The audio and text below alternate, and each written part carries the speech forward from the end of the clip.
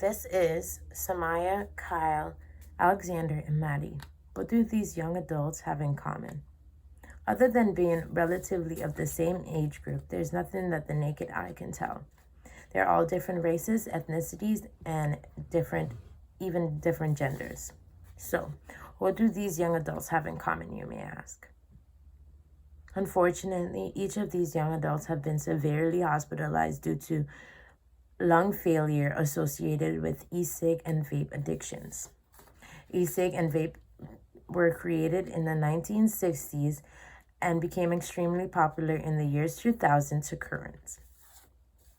The most common patients associated with e-cig and vape addictions are between the ages of 18 and 24 years old. The common misconceptions associated with e-cigarettes and vapes are that they are healthy alternatives to cigarettes. This is proof that they are not. These young adults have their whole life ahead of them. They're someone's son or daughter and have been greatly impacted by e-cigarette addictions and vapes. It is true, e-cigarette and vapes do not contain tar that is a common component in cigarettes that is extremely detrimental to one's health. Though the toxins that e-cigs and vapes release are just as bad for your brain, heart, and lungs. It is our job to put all these misconceptions to rest that they are a healthier option. We must stop the misinformation and change the narrative. The media controls everything that we do. A lot of shows show e-cigs and vapes as a cool trend, and this becomes abundant in our society.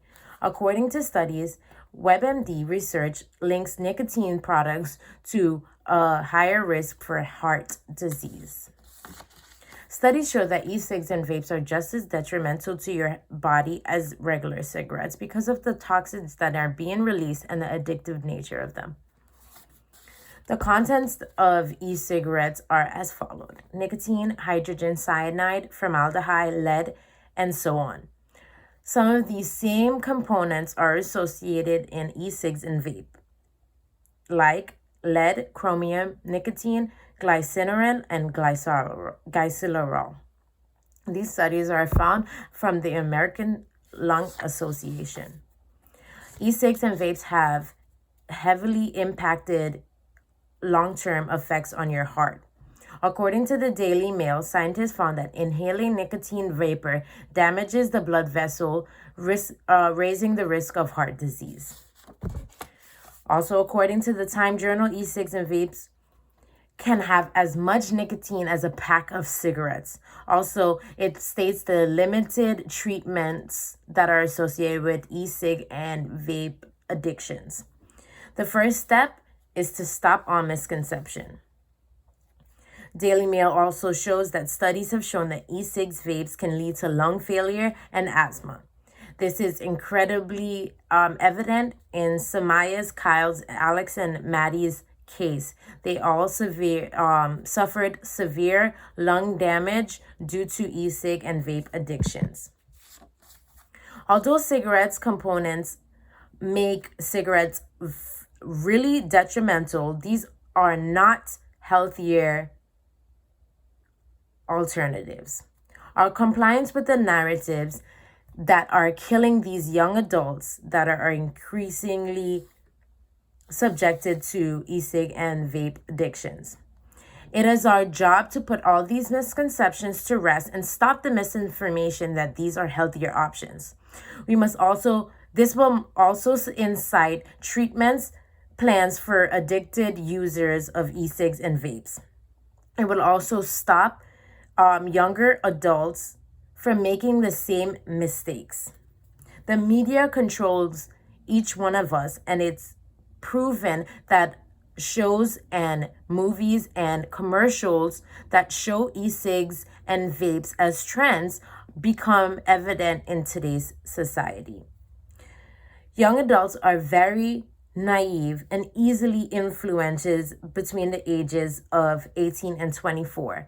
So the trends of e-cigs and vapes become too prevalent in those age groups. Studies show that the effects of e-cigarettes and vapes are just as detrimental to the body as regular cigarettes because of the toxins that are being released and the addictive nature of e-cigarettes. We must think of the narrative that impacts these young adults, shown in the media, shown in shows and commercials, that results into detrimental cases like Samaya, Kyle, Maddie, and Alexander. We must stop the clear misconception that these are healthier alternatives in order to prevent such tragedies. This is someone's son, daughter, mother, and father. The narratives of these horrible substances are being incited by the media. We must change the misconceptions associated with these substances and stop young adults from using this. It starts with us.